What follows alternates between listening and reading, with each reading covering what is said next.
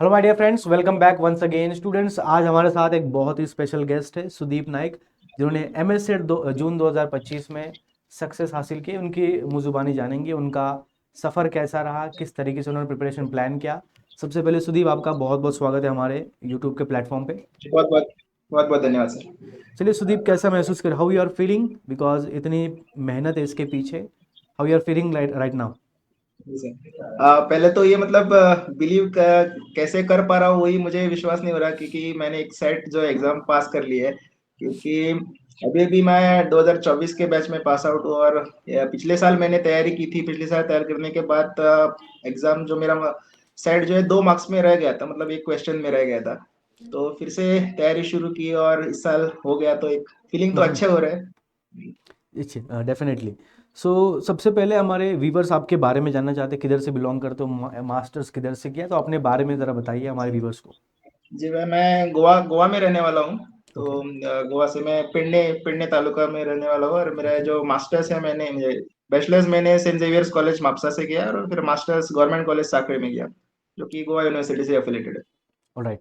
सो आपने मेंशन किया इससे पहले जो अटेम्प्ट था आपका सिर्फ 2 मार्क्स से रह गया था, तो आपने आपको जी कैसे मैनेज किया, कैसे मोटिवेटेड रखा? बिकॉज बहुत सारे स्टूडेंट फेलियर आने के बाद सोचते जाने दो, मेरे से नहीं हो रहा है।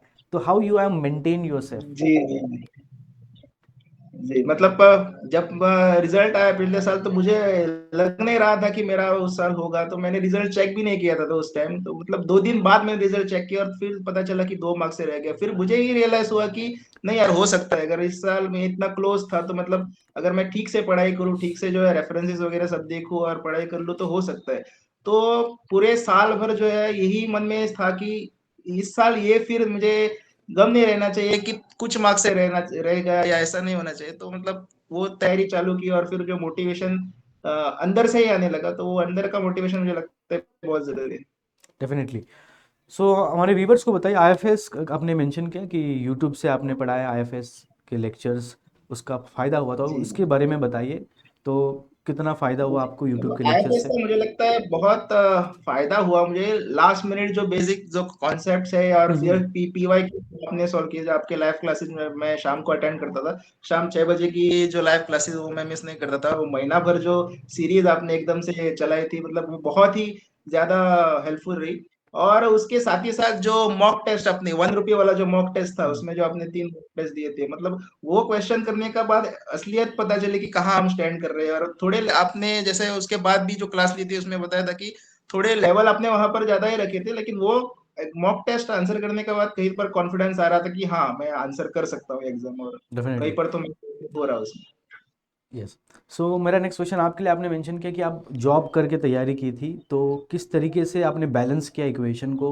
जॉब की पढ़ा, ठीक है, जॉब का टेंशन रहता है, उसके बाद जी एमएस सेड का मतलब पढ़ाई ये रहता है, हाउ यू सबसे आर मुझे बैलेंस? लगता है सबसे बड़ा हिंडरेंस जो आया वो टाइम मैनेजमेंट का था। मतलब टाइम कैसे मैनेज करा, सुबह कॉलेज में जाकर पढ़ाना, और फिर शाम को मैं घर पर भी क्लासेस लेता हूँ, तो वहां पर तो पूरा दिन वैसे जो है कॉटा भी रहता हूँ टाइम मैनेजमेंट करना। तो जब शाम का थोड़ा वक्त मिलता था, या फिर रात को जो समय मिलता था, उसमें कैसे करके एडजस्ट करके जो बेसिक कॉन्सेप्ट है, और ऐसा नहीं कि सब कुछ पढ़ना है।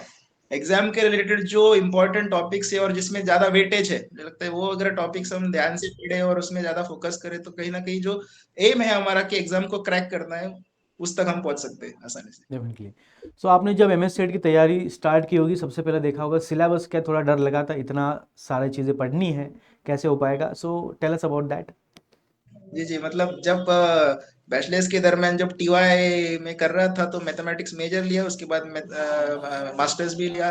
तो कहीं ना कहीं लग रहा था कि यार बहुत है इसमें, मतलब टॉपिक खत्म ही नहीं हो रहे, इतने ज्यादा टॉपिक्स है। फिर सेट का सिलेबस भी देखा, तो इतने सारे टॉपिक है, कैसे करोगे। लेकिन फिर जब क्या बोलते हो, फोकसली जब स्टडी करना, या फिर सिलेबस को देखा कि कहाँ पर ज्यादा वेटेज है, जैसे कि रियल एनालिसिस वाला पार्ट हो गया, कॉम्प्लेक्स एनालिसिस वाला पार्ट हो गया, यहाँ पर ज्यादा वेटेज है। तो इस पर ठीक से अगर फोकस किया जाए, तो बाकी सब चीजें हमें पढ़नी ही है ऐसा नहीं है। बाकी जो चीजें हैं, हम क्योंकि एमएसएड में नेगेटिव मार्किंग भी नहीं होती, तो हम हम्म। अटेम्प्ट करके जो है बाकी टॉपिक्स में हम लगा सकते हैं वैसे। चलिए, मेरा नेक्स्ट सवाल आपके लिए, आपने मेंशन किया कि सिलेबस देख के थोड़ा डर लगा था, बट आपने कितना परसेंट सिलेबस कवर किया था एग्जाम के लिए? सभी पढ़ा था या कुछ टॉपिक छोड़े पूरा थे? कंप्लीट हो ही नहीं सकता, क्योंकि जितना वास्ट सिलेबस है तो सिलेबस कंप्लीट नहीं हो सकता। मुझे लगता है कि अराउंड 60 to 70% जो है हमने सिलेबस पढ़कर और फिर उसके बाद रिवाइज करने के बाद 50% से ज्यादा जो है वो खत्म कर लिया था। यस। और सो अब यस। IQs और बाकी चीजें जो IFS के यूट्यूब चैनल से हमने देखी, उससे बहुत ज्यादा मदद होती है। ओके। सो हमारे व्यूवर्स को बताइए मॉक टेस्ट देना कितना इंपॉर्टेंट है, बिकॉज अभी स्टूडेंट जो है बिगिनर स्टेज में अभी स्टार्ट किए जस्ट, तो उनके लिए आपकी राय बहुत इंपॉर्टेंट है। बताइए PYQ और मॉक कितना इंपॉर्टेंट रहता है किसी भी कॉम्पिटिटिव एग्जाम्स के लिए? जी जी, मतलब आप सब पढ़ रहे हैं लेकिन आपको मालूम नहीं होता कि आप कहाँ पर स्टैंड आउट करते हैं, तो ये यस। देखना बहुत जरूरी है कि आप कहाँ पर स्टैंड आउट हो रहे हैं, क्या आपको और ज्यादा तैयारी करनी है, कौन से टॉपिक आप टेस्ट हमें देना चाहिए एग्जाम से पहले भी। और जब हमें कोई एक टॉपिक खत्म कर लिया तो तुरंत उस टॉपिक के ऊपर हमें मॉक टेस्ट देनी चाहिए, ताकि हमें पता चल सके कि हमें वो टॉपिक समझ में आया ही है या नहीं। मतलब मॉक टेस्ट बहुत इंपॉर्टेंट हो जाते हैं इसमें। Yes definitely. सो जब हम MSc करते हैं तो हमारे प्रोफेसर पढ़ाते हैं हमें मैथमेटिक्स, तो हम भी उस फेज़ में चाहते हैं कि इन जैसा बने। तो ऐसे ही आपका कोई जी रोल मॉडल रहा है ड्यूरिंग MSc जर्नी? जी जी, मतलब मेरे जो सभी प्रोफेसर थे उन सभी को मैं रोल मॉडल ऐसे मानता हूँ।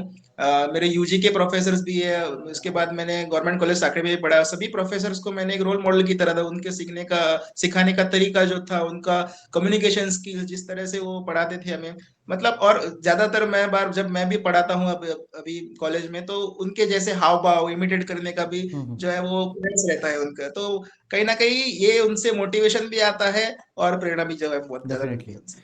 चलिए मेरा आखिरी सवाल आपके लिए, जो भी स्टूडेंट्स अभी MS सेट की तैयारी कर रहे हैं उनके लिए आपका क्या मैसेज है, last message from your side?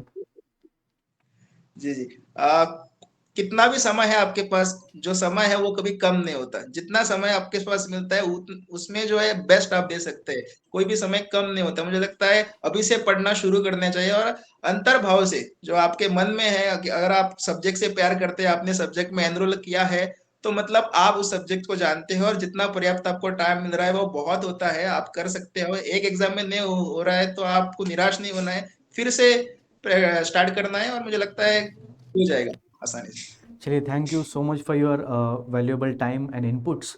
I wish you all the best for all your future journey and thank you so much for joining. बहुत बहुत धन्यवाद। बहुत बहुत धन्यवाद।